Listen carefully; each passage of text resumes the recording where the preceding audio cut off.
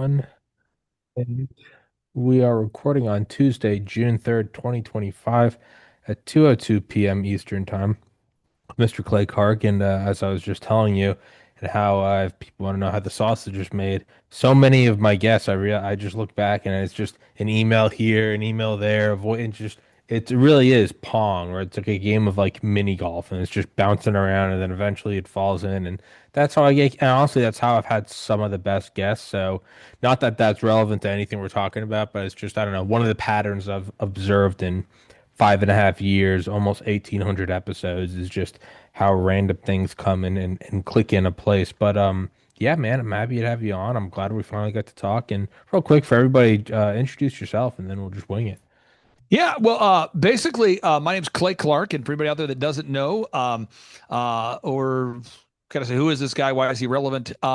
Basically, I grew up poor. I think a lot of people watching today's show, you grow up poor. So we'd argue about how poor we grew up, but I wanted to get unpoor. And so I worked at Applebee's, Target, and DirecTV. And I started a company called DJConnection.com out of my parents' basement in Minnesota, DJConnection.com. And I grew it into be one of America's largest entertainment companies. That was DJConnection.com. And then over time, people kept asking me, could you teach me how to grow my business? Or could you help me how to grow my business? And I kept saying no while growing other companies. So I started a party rental company as well and grew it. And I started a photography company and grew it. And those companies, one was called Party Perfect. The photography company was called epicphotos.com. Anyway, if you do these things, if you wake up at 3 a.m. every day and you work 6 days a week every day and you follow a system every day for, let's say, a decade, next thing you know, I look up, I'm 27 years old. I was the SBA, Small Business Administration's Entrepreneur of the Year. We've got hundreds of contractors and employees delivering great products and services. And people said, "Could you help me? Can I pick your brain?" And so I started a podcast, started speaking at events, and now if you go to thrivetimeshow.com, you can see that Eric Trump and we'd host business conferences together. Robert Kiyosaki's participated. Now it's kind of a bigger thing. But how did we get there? We started by getting up at 3 a.m., working until 6 days a week, and working at Applebee's, Target, and DirecTV. You have come into my life at a perfect time. It's for everybody that watches my show knows, so I won't go over the whole story because everybody's heard it 100 trillion times. I'm 34 right now. I got into medical school out of college. I, worked nonstop. Very proud. Still probably my proudest achievement to be accepted to medical school. I decided I didn't want to go. That was right after I graduated, so like January 2014. A couple months later, lost my older brother to suicide. Really just destroyed me, as I think it would most people, for like 10 years. Um, Moved home with my parents, and I started this podcast in 2019, actually above their garage while working at a liquor store. And I've kind of just done it nonstop. And I've been banned from YouTube and iTunes for interviewing, huge doctors during COVID and blah, blah, blah. Everybody works hard. And I'm with you. I really do. It's to me, it's the Calvin Coolidge quote about above all else, persistence is what always solves and always will solve humanity's woes. Is not genius, it's not luck, it's nothing really, and I legitimately believe that it's I'm not the most naturally bright guy, but I got into med school. How? Like you said, you 6 days a week, stick to the system, put it in every day. You're not always gonna hit the lotto. Some days you're gonna barely, hit baseline. But that's kind of been the history of this show. This is episode 1760, and it's maneuvered through multiple different sponsors and platforms and YouTube to Rumble to Spotify to blah blah blah. And I have always found it does work, quote unquote. I'm single, I have no kids, I have no pets, I have no debts. It works because of that. That's my overhead. What about your employees? I'm my employee. I'm the scheduler. I'm the graphic artist. I'm the PR guy. I'm everything. Um, but I've only been at it for about 5 years, so to not go off and listen to the sound of my own voice. When I first started, I thought it would take 5 years for it to kind of work, and I guess again, technically, it is working. The bills are paid, but more and more, I've been kind of readjusting that timeline in my mind, and for it to work comfortably, to where every month isn't a panic attack about where's the next month of revenue going to come from. I feel like it's closer to a decade. You have a lot more experience with this. This is my first. I would like to think I'll have multiple companies. This is my first, so it's kind of like my first love. It's like your first high school love. It's very weird and emotional, and it's irrational. But for you, you're the wise man on top of the mountain. What would you say to me, somebody 5 years into my first business, where it's working, but it's terrifying? Well, I would say this: the path to entrepreneurship. There's four steps to building a successful company. Just four steps, and there's a lot of details underneath that, but four main points, and everybody out there should know these things. And by the way, everybody can do it. And what I'm telling you, I have thousands of case studies of real humans on video, real clients on video, telling you it's worked. And you can case studies of real people that have done this, and you can see those at thrivetimeshow.com, thrivetimeshow.com. So, one, you got to find a problem. So the problem as it relates to a podcast would be people are looking for something to listen to, maybe. People are bored. People are interested in a topic, whatever. So the problem, what's the problem? I have a haircut chain, by the way, and in the haircut chain, what's the problem? People, their hair grows. I have I'm involved in a home remodeling company. Well, what's the problem? People want to remodel their house. They don't know how. I've got some wonderful teammates and employees I'm paying today to build a water fountain for me. Well, what's the problem? The problem is that there's not a fountain. I want there to be a fountain, and I'm wanting to pay someone to do it. So what's the problem? Step number two is you have to solve the problem. The people that are out there building the fountain right now are building the fountain because they can solve the problem. They might not know they can solve the problem, but I know they can. And so they're getting paid not to hang out, but they're getting paid to solve the problem. So step one, find a problem. Step two, solve the problem. Step number three, you got to sell something. The employees out there are not volunteers. They are being paid by the hour to do the work. I do follow up with them about every half hour to make sure the water fountain's getting done. But if you're not selling something, if money's not being exchanged at some point, it is a hobby. Uh-huh. It is a passion project. It is a pastime, but it is not a business. And so a lot of people get that confused. So last night, one of my son's good friends, he says, Mr. Clark, do you want to compete in pool basketball with us? We're going 3-on-3. I said, oh yeah, let's do it. So I hopped in the pool and played 3-on-3 basketball with the guys last night. That is not a for-profit thing. I'm better at it than most. I'm not the best. I had fun, but it's not a business. It is a hobby. It is a passion. I write songs, put out a lot of songs. Many of those songs have gone viral over the years. That is not a business. I have a unique interest in chickens and goats. That is not a business. So find a problem, solve a problem. Step number three, sell the solution. And step number four, nail it and scale it. So once you nail it, you got to scale it. So just before we hopped on today's show, I was having a conversation with an accounting firm, and I don't dislike all accounting firms. I'm just telling you the story I had.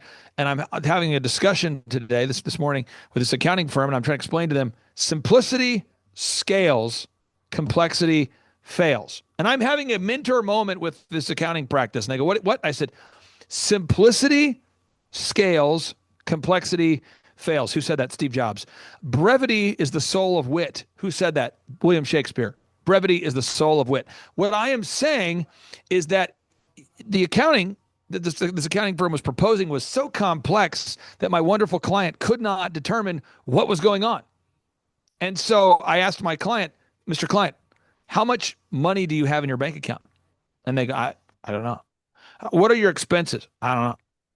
What is your income? I don't know. I'm going, well, that's a problem. And my client says, what do you mean it's a problem? I said, well, it's not the end of the world, but it's a problem. The problem is you don't know how much money you have. You don't know how much money you're spending, and you don't know how much money is coming in. And they go, well, my accountant handles that. I'm like, well, apparently not well enough or something, because you don't know you don't know the income and expenses and the total money you have. Everyone needs to know that. You got to have a balance sheet. You got to know.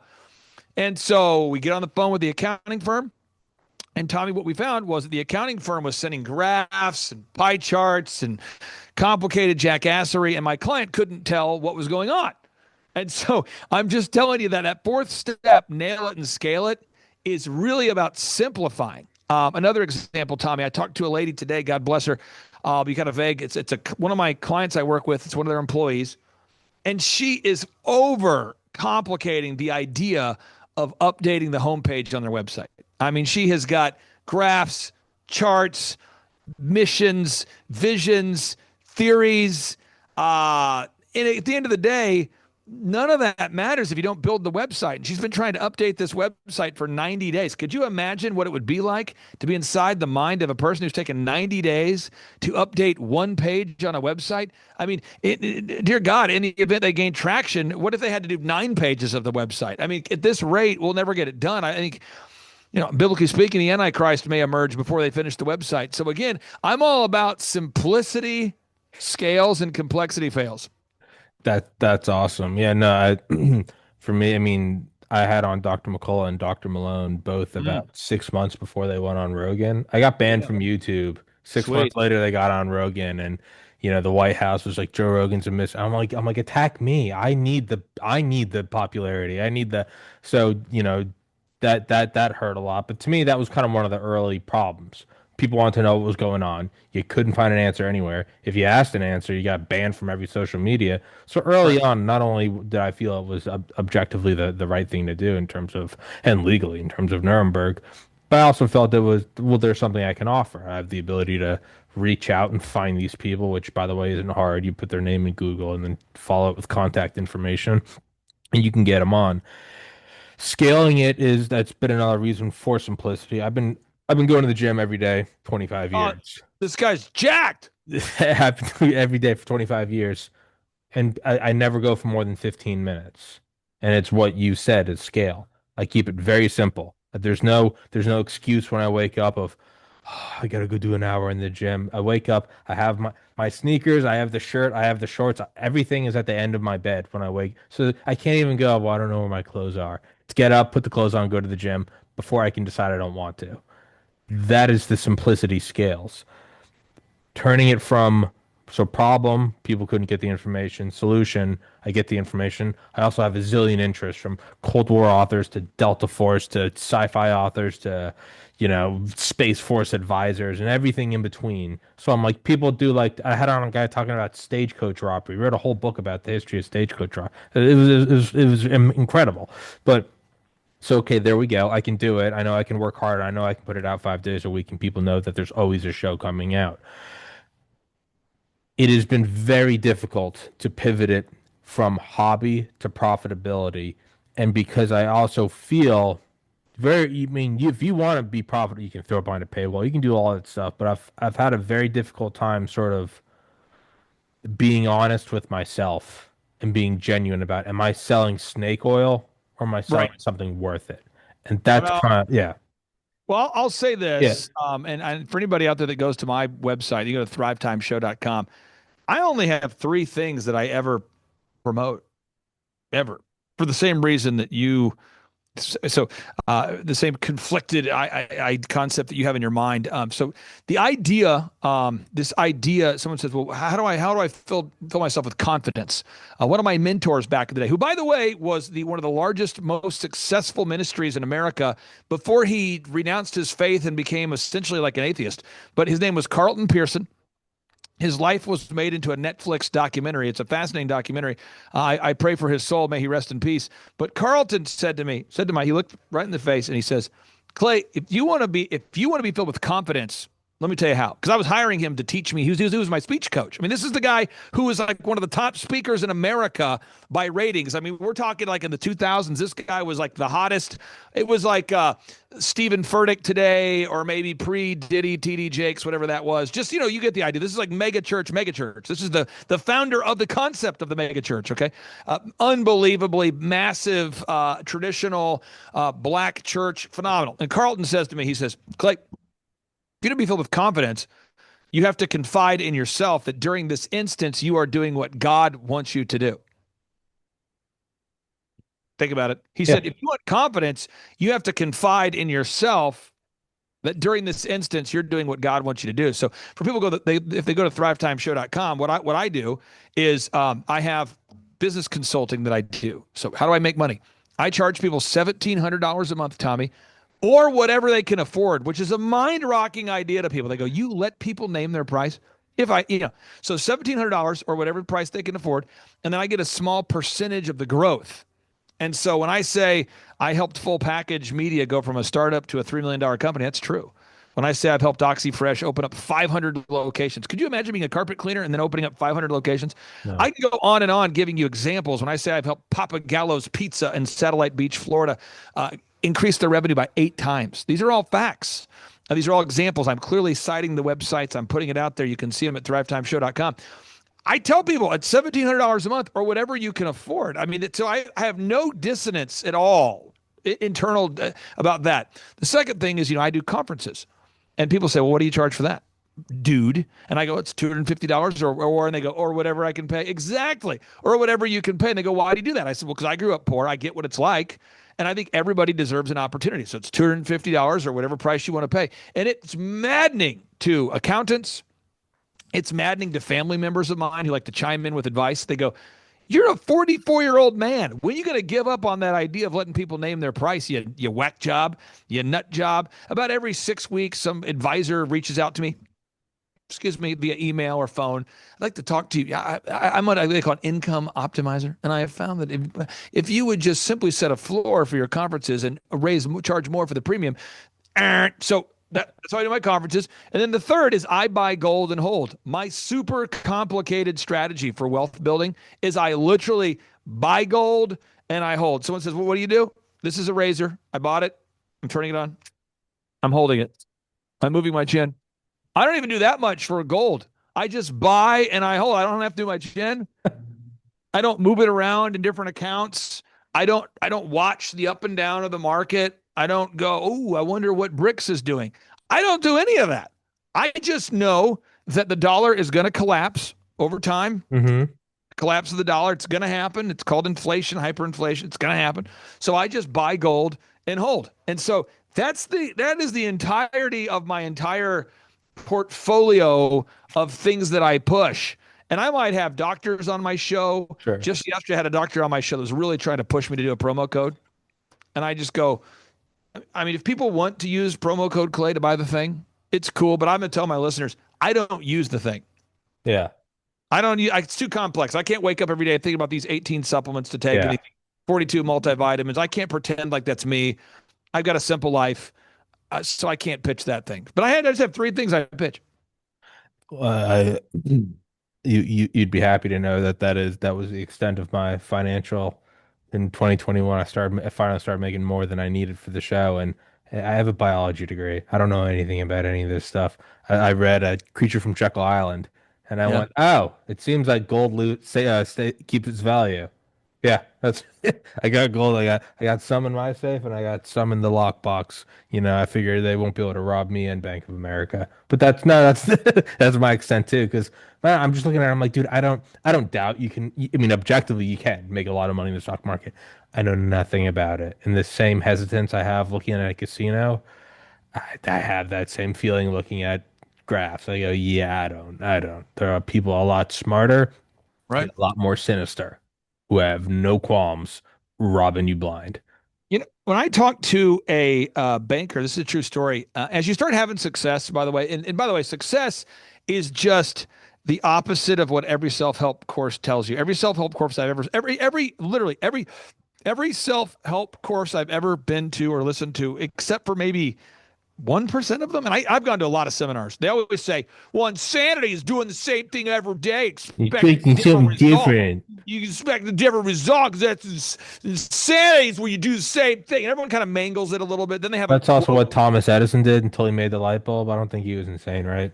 Exactly. And then they have a little stat they make up. 99% of people before they're stuck, they said insanity was the problem because that's what you're doing the same thing. And I'm like, hey, Starbucks does the same thing every day and they expect a different result. It's called scaling. Quick Trip gas stations does the same thing every day. They expect a different result. It's called opening multiple locations. I do the same thing every day. So linebackers in the NFL do the same thing every day. They follow a workout, a routine, a process. Again, so people idea hop, and it's sold like it's a good idea. I'm a serial entrepreneur. I'm living with my parents and eating their cereal. No, so a serial entrepreneur, you're jumping from new idea to new idea. Oh, there's a new idea. Hey, crypto. Oh, no, medical. That's what I'm doing. No, I'm opening up my own multi-level. I'm going to sell some insurance. I'm selling iniquity. I'm selling. And people will say these words to me. They'll say, Clay, I'm selling iniquities. And I go, you're selling sin? No, no, equities. See, that's what I'm selling. I'm locked in. I'm equities. Okay, you're selling equities, not in equity. What? I mean, I hear these things. I sell life change, 360-degree life changes. That's what I do. I sell 360-degree changes. Full People, circle. right? The full circle. And I hear this jackassery. And I say, find a problem, Yeah. solve it, sell the solution, nail it, and scale it. So I'm talking to a guy. He says to me, Clay, if you ever need something, man, you DJ the heck out of my party, man. This my corporate party. It was phenomenal. Thank you. I said, no problem. Another guy says to me, Clay, thank you so much. It's the best ever. If I can ever do something for you, thank you. Now, this is the guy who's running Quick Trip gas stations, okay? This is the guy who owns his own bank. These are the guy who runs Hobby Lobby. These are the guy who ran Boeing at the time. And these people, because when you're the entertainer of choice, you've been doing the same thing for years. We were doing 4,000 events a year, by the way. So we're doing 4,000 events a year. I'm personally doing like 150 a year. And these CEOs say to me, hey, if you ever need something, let me know. And I'm going, yeah, I'd love to shadow you. So I'm shadowing these homeboys and homegirls, okay? Hmm. So I'm shadowing. And one of the guys I'm shadowing, he owns a bank. And I said, bro, you own a bank. At the time, he's like 50.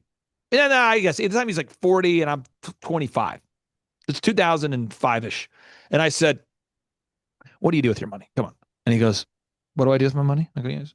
It's all pre the surveillance state. But he's like, why don't you meet me at a country club and we'll talk about it? So we go to the Should go country club. golfing. Leave your phone behind. Bro, Tommy, I remember like it was yesterday. So the wind is blowing. I don't golf, but it's too windy to whack a golf ball. The umbrella's out there. Nobody's around. Just he and I. We're sitting out there. The people come up to you, sir. Do you want a croissant? Do you want a bagel? Do you want do you want to go to the buffet? Do you want to seat inside? I'm like, I don't want to. I just want to talk to the guy who owns the bank and ask him how, you know. So I'm like, so Where do I put the money? what do you do with them? Yeah, it's kind of how I was. Like, where do you put the bag? You put the brown bag? Do you put it in? Are you wearing a wire? You wearing a wire? Where, do you know a guy? Where do you Where's, put the route? And so where's the the guy, money? but to further validate this crazy energy, he says to me, Clay, I take a quarter of my wealth and I buy gold and silver. And I go, really? He goes, yeah. I said, but you own a bank. He's like, that's why I do it.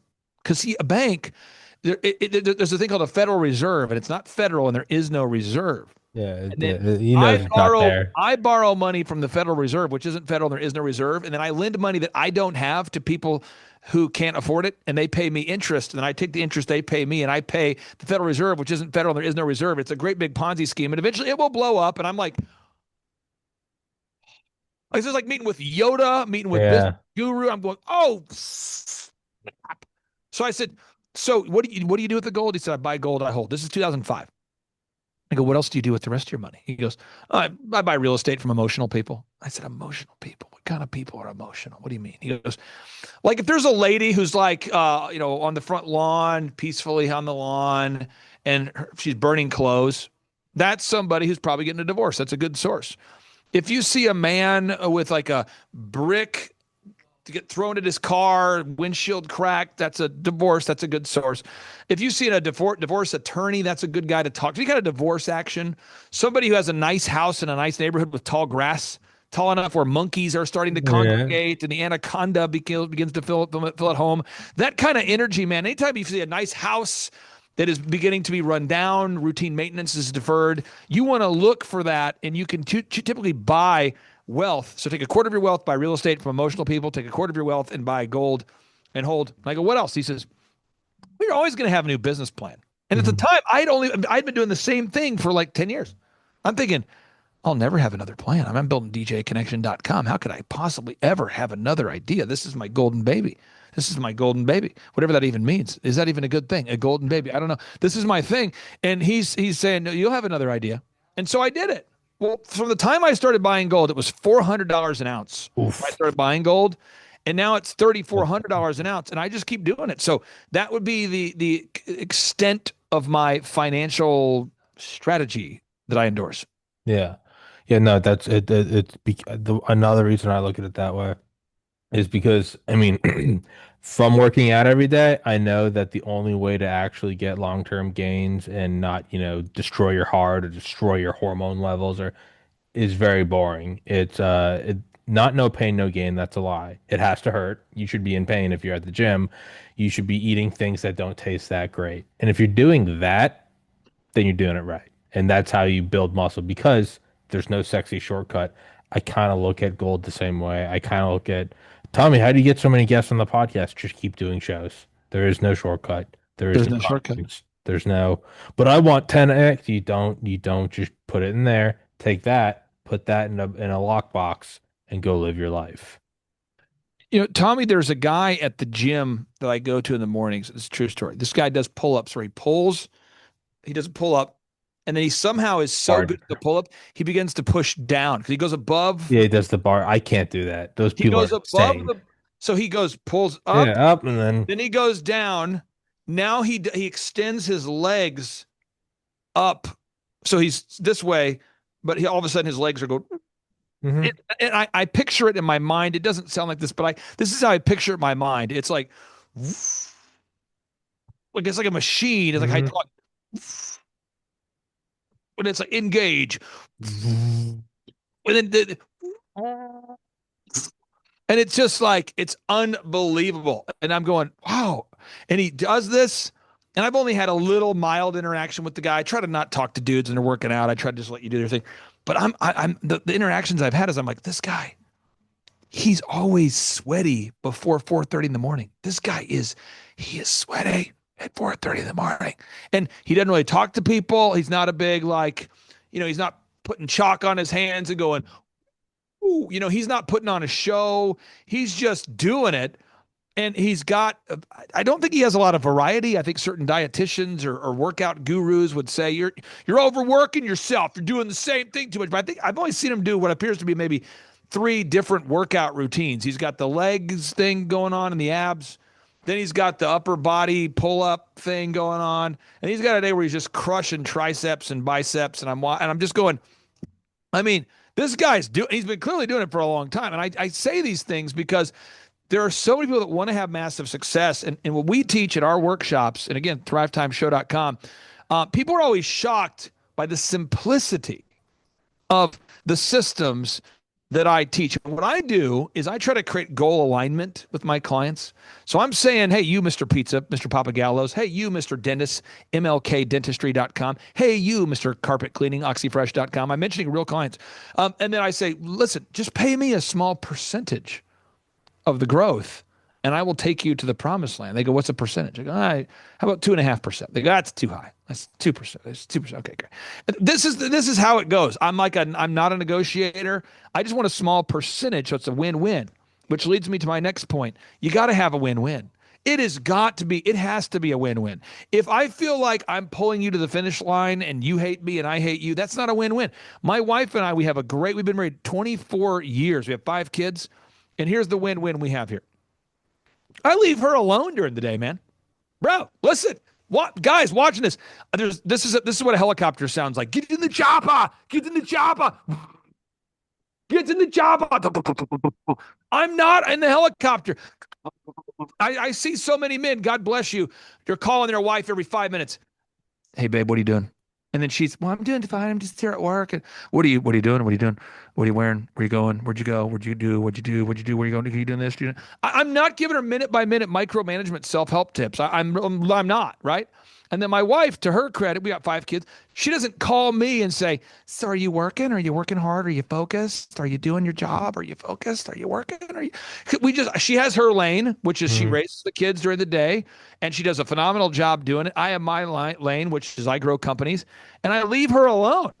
And then when I come home, which I did last night, every night, by the way, the key to not getting in trouble by going out with the wrong person is don't go out unless you're with your spouse. So when I get home, it's like we're excited to see each other like we're dating. So I'm Yeah. like, hey, let's go to the store and then let's take your aunt who's visiting from out of town. Let's take her on a little Tulsa tour. But because I don't wear her out with constant micromanagement, it doesn't create this weird tension. And I'm sharing this because I see so many people have these jacked up marriages and jacked up businesses where they're going to a therapist who's giving them a 48 step plan. They're going to a business consultant that's giving them 113 things you want to remember. And there's all these different, they're trying to there's 12 steps to stop anxiety, 18 ways to lose weight, 14 ways to make their marriage great. And everything's just jacked. You got simplicity scales, complexity fails. It's when I mean the people I've had on. from, four-star generals to Roseanne Barr to doctors to Apollo astronauts and people like even to today. Well, what's my preparation for each show? 8 hours of sleep, 15 minutes in the gym, put on a clean shirt, brush your teeth, even though it's not in person, brush your teeth, put on deodorant, sit in that chair, I meditate for 20, 25 minutes, then towards the end of it, I wrap it up in a prayer. And I make sure I show up. My phone's on airplane mode, not Yep. playing with the phone. Got my Right. water, so I don't have to be leaving and going to get water. Have some caffeine in me, so I'm going, and that's it. That's what you do for the show.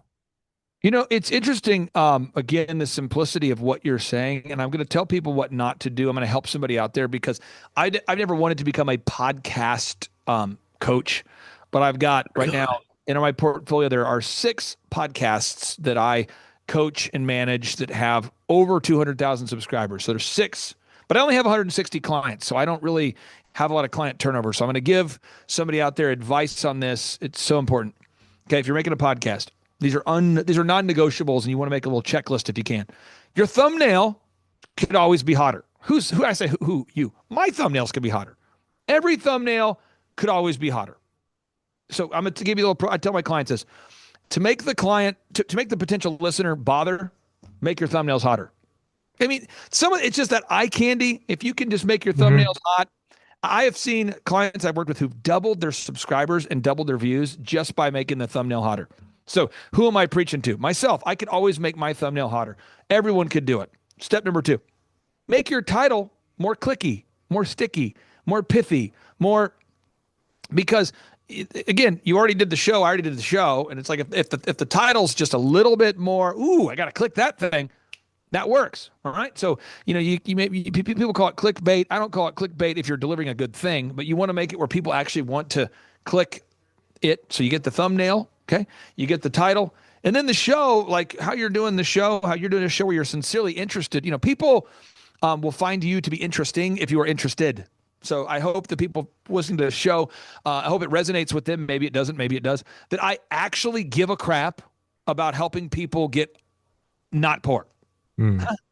And that's what I do. I don't fix cars. I don't give pro tips on how to whack a golf ball. I don't give fitness tips. But what I do is I grow companies. And so you have to really, for people to be interested in you have to come across as though you're interested in them, which we sincerely are. And that's what you do. And then to your point, you mentioned it earlier. You're doing a show every day. Consistency. Consistency. People know if they subscribe to my podcast on thrivetimeshow.com, they know they're going to get more podcasts than what they want. I mean, people go, this guy, man, I click that subscribe and there's too much coming in. It's like a buffet. This guy, he's sick. Now, if you listen to like a Joe Rogan, it might be like one a day or one every, there's a rhythm to it. My buddy who has the EO Fire podcast, it's one a day. For me, it's like a fire hose of things that I believe that you need to know. So, as an example, going back to COVID talk, everybody needs to know that the PCR tests could be manipulated to falsely diagnose someone as positive. I feel like everyone needed to know that because I'm like, listen, if the PCR tests produce false results, then the whole pandemic is a scamdemic. Okay, there we go. Summary. Here's Kerry Mullis, the inventor of the PCR test, the polymerase chain reaction test, talking about it. Okay, here we go. And every show is about that. I'm just getting, like you mentioned, McCullough, any expert, Zelenko, may he rest in peace, Rashid Buttar, may he rest in peace. Just the PCR tests are false. Come on. And it's just too much. And then there was the time before that where the models are false. I'm like, if the models that said 2.2 million people would die from COVID are wrong and Neil Ferguson made them, whether it's intentional or unintentional, good news, pandemic over. If the models are false, if the models that said 2.2 million people would die from COVID are false by 25 times, and they are, good news, pandemic's over. Woo, woo. And I kept saying that. And my wife and people that care about me are like, you've done 6 shows today about the same thing. I'm like, yeah, but I need to do another one because people so it's the consistency. It's the consistency. People need to know if they're subscribing to the Tommy podcast, what you're going to do. They need to know if they're going to subscribe to my podcast, what I'm going to do. There's got to be a consistency. And in my final note for podcasters out there who are aspiring, don't pitch a product that you wouldn't use. Come on. Come on. And people that know me, people that know me, they know I'm not going to wear designer socks. Yeah. Why? Because there's people that are classy and there's people that are assy. I'm assy. Okay. I'm a man bear pig. I don't do the whole classy thing. So if I'm ever doing a commercial where I'm like, and that's why I have my hand tailored socks, this guy's a corporate sellout. Yeah. So you got to sell a product that's aligned with your values that actually is a product you would use. Yeah. No, I mean, I was gonna say, and I know I gotta let you go in a couple of minutes. I'd love to keep talking. I'm thoroughly enjoying this. What you said about the confidence because you're doing right in God's eyes or doing right by God. That's where a lot of it came from. Is like, I was like, I know that something is wrong. If we're giving a shot that's giving babies heart attack tissue that's only seen in 70-year-old men, this is objectively wrong, and you have to do these shows. And I even had on Dr. Ken Alabek, who is the head of the Soviet Union bioweapon program, smuggled to the United States by the CIA in 1993, and hadn't done an interview since then. I had him on with Dr. McCullough, and him saying, for sure, this is a bioweapon. And I'm like, I think I did good by God by putting that out there. Now, I might be shot in the face soon, and that's what it is. But to do right by God. And another thing is, whenever I find a podcast I really like or a video game I love, there is nothing worse than when it ends. And early on, in the podcast, I was like, I want to do so many episodes that you can never finish it. Because to me, those are the things I enjoy the most. When I go back and I've been listening to like Tim Dillon, the comedian, for years. Still find Right. shows I'd never heard before. It's just the best. It's finding $20 in your pocket. I'm like, there's another one, and it's like a whole new section of lore, and that's what I want to be. As I want people to never be able to listen to all of it. There's a podcast called the And the Writer Is podcast. And the Writer Is, the host of the show is Ross Golan. And I've interviewed Ross on my show. And Ross interviews John Bellion. He interviews Ryan Tedder. He interviews top songwriters about how they write songs. And because I write songs, and by the way, if anybody wants to listen to my songs, usually about one song a year that goes viral, which means that about 20 of them don't. But if you go to thrivetimeshow.com, I have a little drop down menu called Lyrical Miracles. And I usually average one new song every 3 weeks. And usually they don't take off. And people will call me and go, dude, Pack it in. that song you did about the white mamba, Scalabrini for the Celtics, that's hilarious. Why did you do that? And I go, well, I think it's hilarious. Or they'll go, dude, that song you did about 9 executive desks in a small freaking office, that's incredible. 9 executive desks in a small freaking. I said, no, that's the thing. And then some people will say, that song you did about 2 Timothy chapter 4, that made sense to me. But I do it because, to your point, I really am interested in so many things that I keep following that interest. Well, Ross has gone down the rabbit trail, every rabbit trail. He gets into what mics to use, what equipment to use, how you sit with a blank sheet of paper and make a song. Like, where does the initial melody come from? How do you write lyrics? How do you write a chorus? How does a song get on the radio? How does a top 40 artist work? Who's in the room when they write a song? And I'm just infinitely curious about that subject. And even though most people wouldn't know that about me, by default, I really am interested in how songwriting. I love the whole thing. So if you go to YouTube and you look for And the Writer Is podcast, it's not the most popular podcast. Let me look it up real quick here so I can give an accurate. Sure. I'm going to look it up. I'm going And the Writer Is podcast. This is on And the Writer Is. It's on YouTube. And yeah, okay. So let me see here. He has 13.8 thousand subscribers, but he'll interview the songwriter for Justin Bieber. He has 13.8 thousand subscribers, but he'll interview like Beyonce's songwriter. You say, I don't like Beyonce. I don't like Bieber. Okay, fine. He has 13.8 thousand subscribers, but he's interviewing One Republic. You say, I don't like One Republic. Basically, anybody who's in the top 40 of music is it by default, almost always they're performers. They're not songwriters. Mm-hmm. Usually a performer. They're not, they call him an artist, but the guy who writes the song, you almost never know who they are. And that's what he does is he focuses on interviewing the songwriter. And this dude, I'm telling you, every time I have a road trip, bro, every time I'm going, oh, I got to listen to the And the Writer Is podcast. I have to do it. And there's always a new one. It's like to your point, it's just a treasure trove of hotness. And he's talking about like the best unidirectional mic to be used in a studio and the best preamp for like an hour. I'm going, oh, woo, this show is hot. My kids are like, Dad, what are you listening to? I'm like, shh, shh. Ross Golan and his 13,800 subscribers are listening right now. We're listening to an esoteric topic that I'm interested in called preamps. Okay, we're gonna get into that, and maybe if we have time, if we all drive in silence, maybe you can learn about how to write a pre-chorus. Okay, maybe maybe we can learn about the pop song that has the most dynamic range in the history of music. If you guys will shh. If you if you'll open your So, mind. but he's always putting out new music, new podcasts about how new songs are written. And to your point, I love just that infinite, vast knowing that this homeboy is putting out thousands of, or I guess in this case, hundreds of shows, but they're rich. Yeah. Yeah, no, and I was gonna say lastly is the not pitching something that you won't use. That I think that's a I do think sometimes I think it would be a lot easier to just be a psychopath and not care about any of this, but like I really can't pitch something that I just I mean like I would pitch a thermos and I don't know and this microphone like I don't and I guess when I can't lie through my teeth to tell people that they have to use this iPhone charger. And I also, and it destroys the one like real current, my gold, the thing I don't want to give up is the honesty I have with it. They know that for better or worse, I'm not going to pitch them bullshit and that I'm not going to censor anybody, no matter whether it's about COVID vaccines or if there are lizards at the center of the earth, whatever. They know that I'll give them a fair hearing. I'm not going to backstab them. I'm not going to do ambush journalism. And I feel like that above all else is the most valuable thing I have. And yeah, man. I mean, that's kind of the difficulty right now is keep it good, keep it simple, keep putting out shows, make them good shows, make it grow. The hard part is the alchemical dance. How do you then take that thing you love doing, the thing you do consistently, the thing you do with simplicity, and then how do you wring it out and get a couple bucks to pay rent? So that's kind of I'm at that like final.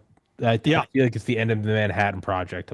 We got the lensing, we got the enriched plutonium, we using silver to galvanize electricity, doing all of this, and you're just looking at it and you're like, we just it's so close. It's Well, so close. my invitation to you, sincerely to you, and then to anybody watching is if you go to thrivetimeshow.com.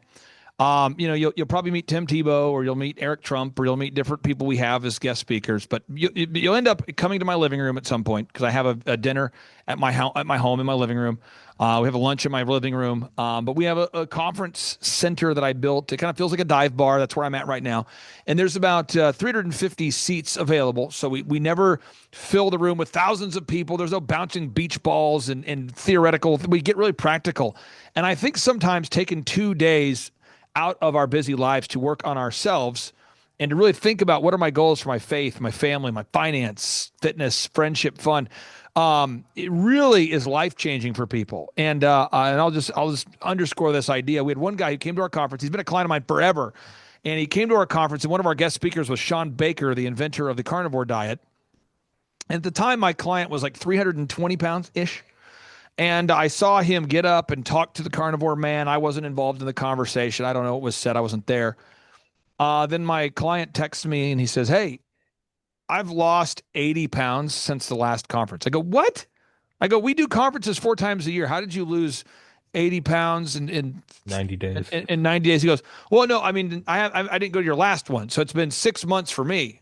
And I go, "What are you doing?" He's like, "I go to the gym every day for a half hour and I only eat meat." And I'm going, "Wow." And he goes, "Dude, that conference changed my life." But at the same conference, I have a pastor who's in my life, who's a good guy, who his church has over tripled in size simply by implementing what he learned at the conference. And I just think that's really important to take a time out and to work on your business, not just in it. And so I would encourage everybody, go to thrivetimeshow.com and you can click and see the next one we have coming up is September 25th and 26th.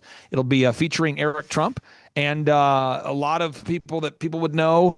And then you're stuck with me for the vast majority of the itinerary. It's a blasty blast. And we teach branding, marketing, sales, finance, social media, accounting, legal, management, all of those aspects of how to grow a company. We teach it all: monetization, hiring, firing, inspiring, training, retaining, all of that. I mean, everything you need to know right there at thrivetimeshow.com.